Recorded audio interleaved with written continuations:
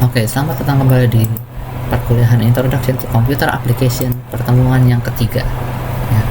Nah, saat ini adalah bagian praktikum dari pertemuan ini, yaitu kita akan membahas tentang bagaimana menggunakan selection di Python. Oke, kita akan mulai dari suatu program yang sangat sederhana terlebih dahulu, yaitu mungkin aplikasi untuk membedakan dua bilangan yang diinputkan secara manual oleh user, lalu kita ingin membedakannya mana yang lebih besar dan mana yang lebih kecil. Nah, kita mulai seperti biasa untuk mendapatkan input A sama dengan bagaimana untuk mendapatkan input dari Python. Input, lalu ini promptnya, masukkan bilangan pertama dalam kurung A biar orang tahu ini yang A-nya. Nah, lalu yang berikutnya adalah masukkan bilangan pertama juga B. Nah, kita asumsikan tidak ada kesalahan input apapun, jadi kita masuk dia sebagai float. Kita mengkonversi dia menjadi float, atau mungkin kalau yang tidak suka menggunakan float bisa menggunakan eval juga. Kita evaluasi dia. Oke, ini sudah bisa. Ini oke. Nah, lalu yang akan kita lakukan adalah hal yang sangat sederhana, membedakan mana yang lebih besar, mana yang lebih kecil. Nah, kita bisa melakukan seperti ini. If, ini adalah cara untuk menggunakan selection di Python. Kita harus memberikan statement if, lalu kita akan lihat, misalkan A lebih besar daripada B. Nah, kita tidak menggunakan kata then di sini, tapi kita menggunakan titik 2, yang artinya apa yang akan terjadi. Nah, ada satu hal yang penting di sini pada Python, indent di sini nih, indentation di sini, yang ini sangatlah penting. Jadi semua yang ada dalam if ini akan bekerja pada satu indent yang sama. Jadi misalkan saya cetak print yang terbesar adalah A, misalkan saya akan cetak A-nya yang paling besar. Nah, kalau tidak, mungkin saya akan beri perbedaan di sini. Ini print juga, print ini di dalam, lalu saya akan print ini di luar. Nah, kita jalankan, masukkan bilangan pertama yaitu si A, kita masukkan 5, lalu masukkan bilangan, saya salah tulisan, harusnya bilangan kedua yaitu kita masukkan 2. Nah, dia memberikan yang terbesar adalah 5 dan mencetak ini di dalam. Kita lihat apa yang terjadi seandainya kita masukkan hal yang berbeda. Bilangan pertama 2, bilangan ketiga 10. Ini di dalamnya tidak tercetak dan yang terbesar adalah A tidak tercetak. Nah, jadi ini yang disebut sebagai scope dari selection-nya. Jadi semua yang indentnya masuk di dalam sini akan ada di dalam scope dari selection-nya. Jadi akan dikerjakan. Misalkan ini di luarnya, sekarang saya pindah ke dalam. Lalu kita jalankan. Masukkan yang pertama 2, yang kedua 5. Lihat, tidak keluar ini di luarnya bahkan, karena dia ada dalam satu scope yang sama dalam if-nya. Jadi ketika if-nya berhasil baru dia dijalankan. Kita lihat kembali. Kalau ini 5, maaf saya salah klik di sini saja. 5, ini 2. Nah, keluar semua. Oke. Jadi itu dalam scope-nya. Nah, tetapi seperti yang kita tahu, apa yang terjadi kalau tidak ada di sini?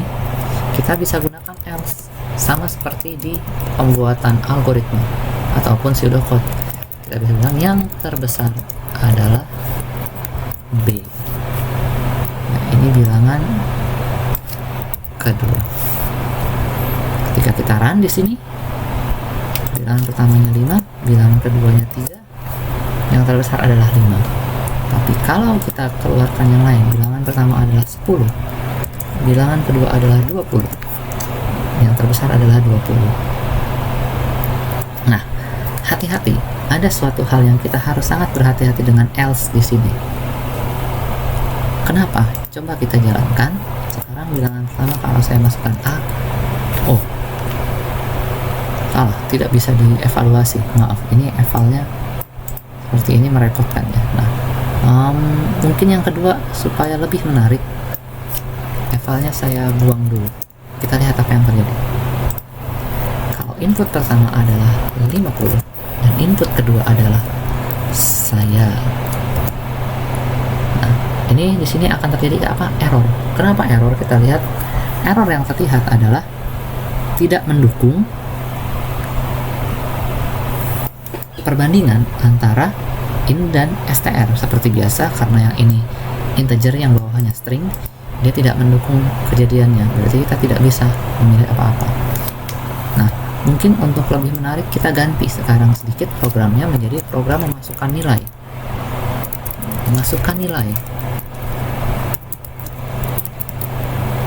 Nah, apa yang kita lakukan? Kita buat beberapa statement. Ini untuk sedikit pengembangan, kita akan turun satu lagi, yaitu bagaimana menggunakan selection di Python yang n-ways. Ini kan adalah contohnya nih. Berarti kita bisa bilang if A lebih besar dari 80, apa yang kita lakukan? Print misalkan grade-nya A. Lalu else if A-nya lebih besar daripada 70, kita bisa print B, grade-nya B.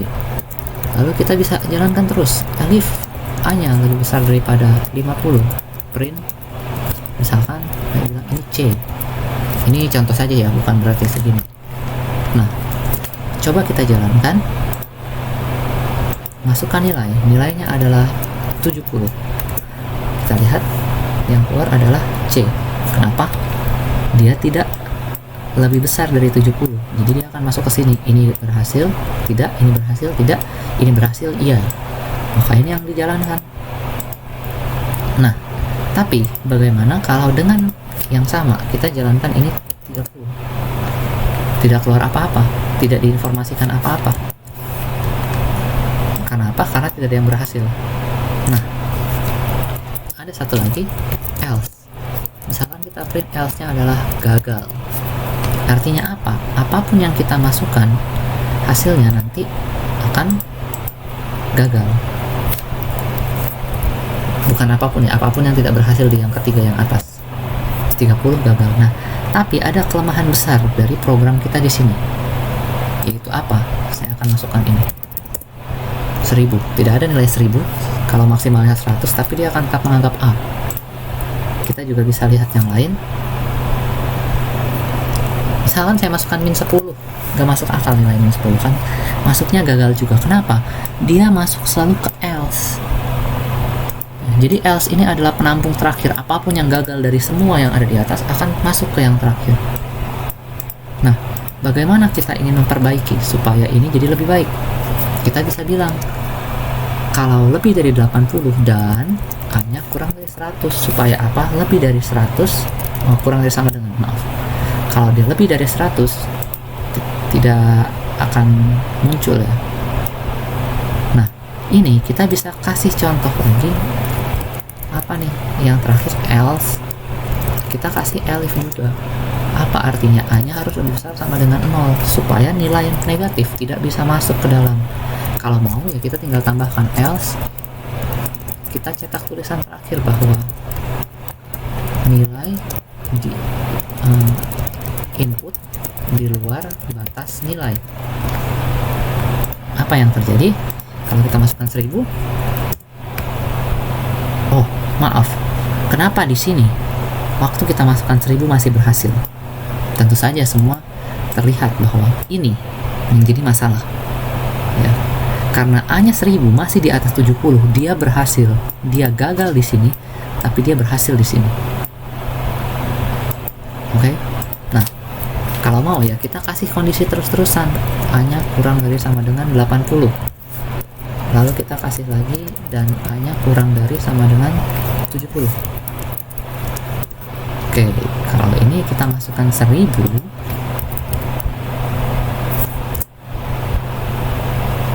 masuknya kegagal. Kenapa? Karena di sini masih lebih dari sama dengan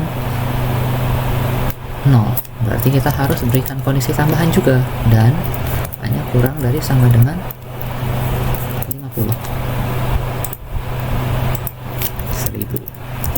Oke, di luar batas nilai ya. Jadi kita harus memberikan batas-batas seperti ini.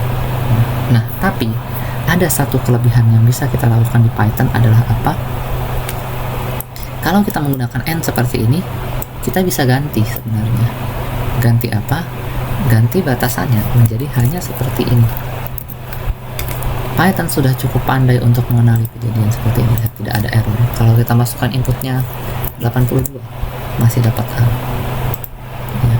Jadi kita bisa menuliskan seperti secara matematis yang kita tahu di atas kertas, cuman bedanya ya sama dengannya nggak bisa. Ya. Sama dengannya harus tetap seperti itu. Jadi ya begitulah untuk selectionnya ya. Nah, ada satu hal yang bisa kalian gunakan untuk direnungkan ya.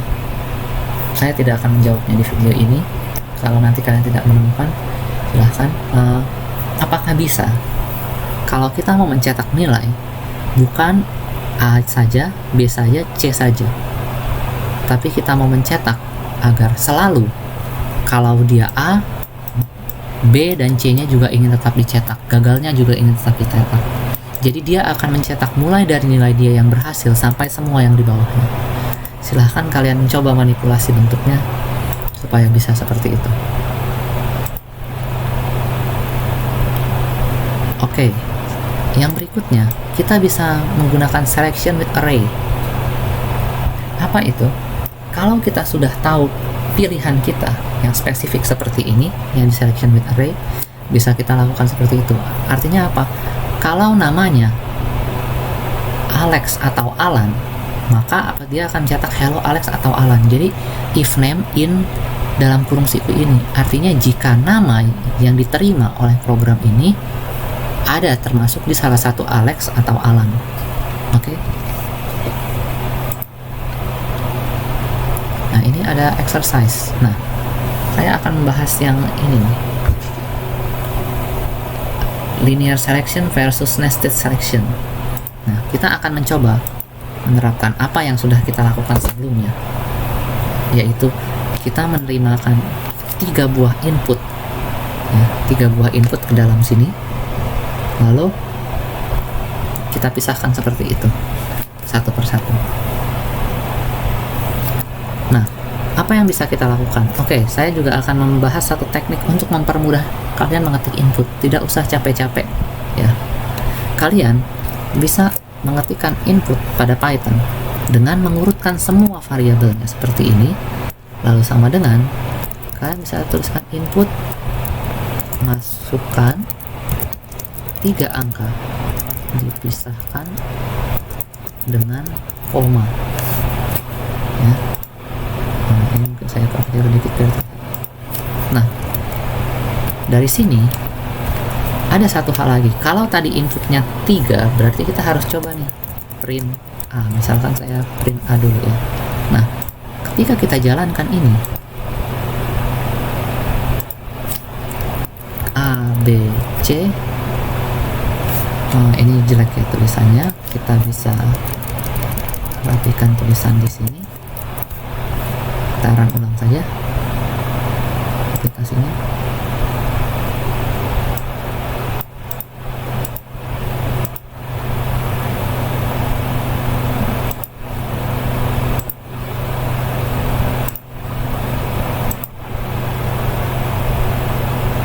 Oke, kita masukkan 3 angka dipisahkan dengan koma, lalu kita run dia. Nah, kita akan lihat di sini ya, tidak keluar apa-apa sepertinya ya. Nah, ini error nih. Coba kita jalankan lagi. Masukkan 3 angka dipisahkan dengan koma. Saya sudah masukkan. Error, dia bilang terlalu banyak value untuk di unpack, yang diharapkan 3. Nah, tapi kita lihat di sini. Kenapa seperti itu? Karena ketika kita melakukan hal seperti ini, kita harus tambahkan suatu sintaks yang bernama split. Seperti biasa, saya sangat menyarankan kalian untuk melihat kembali di Python documentation apa kegunaan split ini. Carilah tentang fungsi input ya. Nah, di sini ada satu yang bisa kita masukkan, yaitu separatornya. Tapi kalau tidak, dia akan dengan koma saja. Coba kita jalankan. 1, 2, 3. Nah, di sini terlalu banyak nilai yang untuk di-unpack. Nah, seperti biasa, ini untuk melatih kalian untuk mencari errornya di mana. Nah, kita bisa gunakan teman kita Google Python input. Nah, kita bisa mencari apa kegunaan input. Nah, tadi kan kalian sudah tahu nih, saya memberitahukan menggunakan split. Kita lihat Python input split gitu. Nah, di sini ada beberapa web yang bisa kalian gunakan, boleh digunakan ya, untuk menemukan jawaban. Lalu kalian bisa lihat nih, oh kalau split saja apa yang terjadi nih. Kita bisa lihat deh contohnya nih, xyz.split input tree value, ya kan. Nah, lihat apa yang dimasukkan. Nah, di sini terlihat di contoh menggunakan spasi. Jadi menggunakan split itu secara default harus diinputkan menggunakan spasi. Coba kita jalankan. 1, 2, 3. Nah, bisa berhasil ya. Nah, ketika kalian melihat ini, tentu saja kita tidak selalu ingin sama persis seperti apa yang ada kan. Kita bisa berpikir, bagaimana ya caranya untuk mengganti komanya. Saya ingin masuk menggunakan koma, saya tidak mau menggunakan spasi. Apakah bisa gitu ya? Coba kalian lihat-lihat lagi saja bagaimana ya, ada tidak ya, ada tidak ya. Nah, ini adalah salah satu contoh yang bisa dilihat. Split petik 2 koma. Nah, jadi kalian bisa, oh iya berarti saya akan coba menggunakan koma, not string koma, yang seperti ini. Lalu kalian jalankan. Kita bisa lihat, kita pisahkan dia dengan ini. Nah, bisa keluar ya. Berarti variabelnya ya tadi sudah terambil, sudah ada, sudah bisa dicetak. Nah, sekarang kita tinggal melihat bagaimana caranya kita memilih mana yang paling besar. Nah, cara pertama yang bisa kita lakukan adalah dengan cara seperti ini. Kemarin kita punya membandingkan semua terhadap semua. Ini cara pertama, if A lebih besar dari B dan A lebih besar dari C.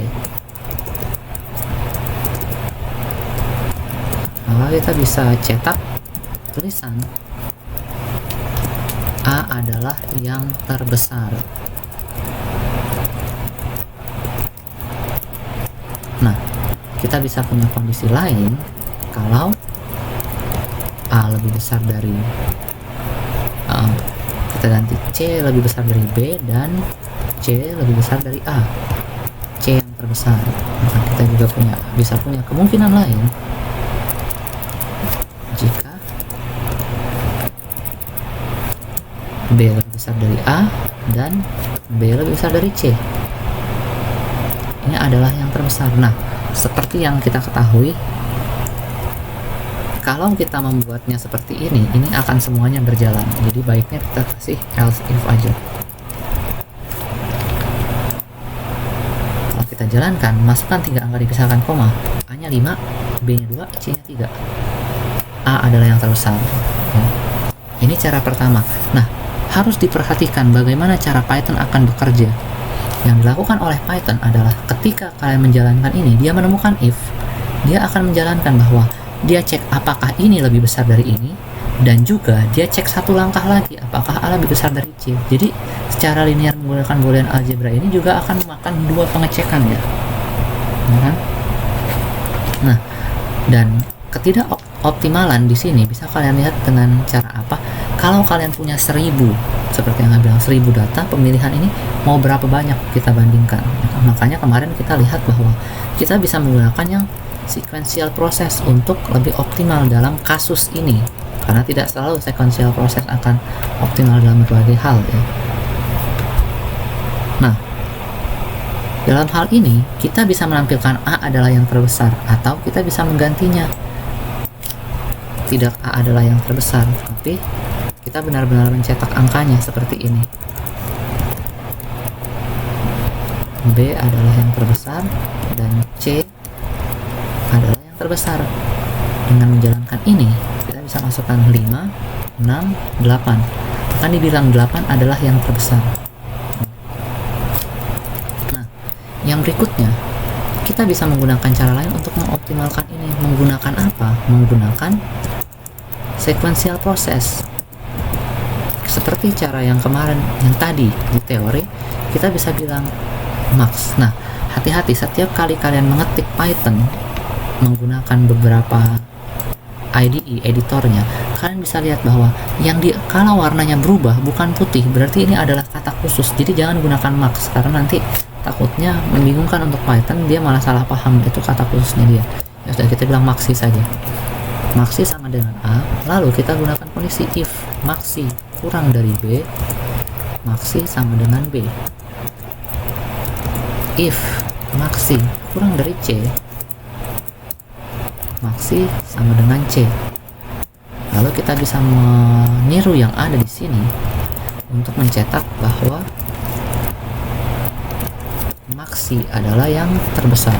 Dengan cara seperti ini, kita juga mendapatkan program yang kita inginkan. 5 adalah yang terbesar. Nah, tapi kelemahannya apa kalau kita menggunakan ini? Kita cuma benar-benar bisa menunjukkan siapa yang paling besar, yaitu si maxi. Nanti ditampilkan angkanya yang paling besar. Tapi kalau kita mau tahu yang paling besar itu yang namanya tadi A, B, atau C, tidak bisa. Ya. Tapi tentu saja kita harus dengan cerdas mengganti algoritmanya supaya bisa tetap. Ya. Bagaimana caranya? Kita berarti bisa buat seperti ini. Adakah cara untuk menghandle dia? Ada, yaitu apa? Kita katakan name misalkan sama dengan A. Artinya nanti yang kita cetak jangan maxi, tapi adalah name-nya. Kenapa seperti itu? Kita lihat prosesnya. Kita mencetak maxi sebagai angka yang paling besar, name-nya kita simpan sebagai namanya A, supaya nanti kita bisa bilang kalau memang yang paling besar A, kita bilang A adalah yang terbesar. Tapi jika maxi kurang dari B, maxi akan ditimpa dengan B, lalu berarti namanya harus kita ganti juga dengan B. Begitu juga dengan yang kondisi ketika C berhasil. Dengan cara seperti ini, kita sudah bisa membuat aplikasi seperti yang kita inginkan. Ini ada yang salah benar. Dia mengatakan C adalah yang terbesar jika maxi kurang dari B. Maxi sama dengan A. Di sini maxi kurang dari B. 8, 10, 9. Oh, ada satu hal yang aneh di sini, tapi saya tahu apa yang jadi masalah. Kalian lihat kenapa di sini C yang jadi yang terbesar. Nah, bagaimana teknik kita untuk mengecek di mana kesalahan algoritma kita? Kita bisa lihat seperti ini. Di bagian if, coba kalian cetak hasilnya sementara. Print sementara. Lalu kalian lihat maxinya siapa dan name-nya siapa. Coba cetak di B dan cetak di C. Nah, kalau ada yang tahu, silahkan perbaiki sendiri ya. Apa kesalahannya kalau sudah ada yang menyadari. Masukkan 3 angka dipisah koma. Kita bisa masukkan 8, 10, dan 9. Lihat apa yang terjadi. Kita lihat sementara maxi dan name ini dicetak di B, jika dia masuk ke B, ternyata dia tidak masuk ke B. Apa yang terjadi di sini? Kenapa 8 tidak kurang dari 10? Tapi 8 kurang dari 9. Nah, saya beritahu kesalahannya. Yang terjadi adalah ketika kita menginput, ingat apa yang kurang biasanya kita gunakan eval. Ya. Kenapa kalau tidak di eval jadi 8 kurang dari 10? Karena ketika kalian membandingkan 2 buah string, jadi 8 dan 10 akan dianggap sebagai 2 buah string. Bayangkan siapa yang terlebih dahulu akan dituliskan antara Andi dengan Budi. diurutkan berdasarkan alfabet. Andi kan. Jadi Andi yang akan kita taruh di depan. Begitu juga dengan keadaan di sini di Python. Ya, kalian bisa mempelajari bahwa oh ternyata 8 sama 10, kenapa 10 dianggap lebih kecil? Karena 10 diawali oleh 1. Seperti Andi dan Budi, ini seperti membandingkan 1 dan 8. Mana yang lebih kecil urutannya? Angka satunya, karena ini sebagai string. Dilihat satu persatu hurufnya. Mana yang paling kecil? Jadi, apa yang harus kita lakukan? Kita harus mengevaluasi semua yang tadi kita inputkan. Karena tadi kita menggunakan model memasukkan sekaligus. Oke, dengan menjalankan ini kita bisa menggunakan 8, 9, 10. Nah, semua tetap masuk. C yang terbesar. Coba kita masukkan urutan yang terbalik seperti tadi. 8, 10, 9. Masuk. B adalah yang terbesar. Oke. Jadi seperti itu ya, kita bisa memperhatikan ini. Oke, untuk yang berikutnya ini hanyalah latihan-latihan. Bisa kalian kerjakan. Kalau ada pertanyaan silahkan ditanyakan melalui email atau ketika kelas live. Sampai ketemu di kelas live nanti.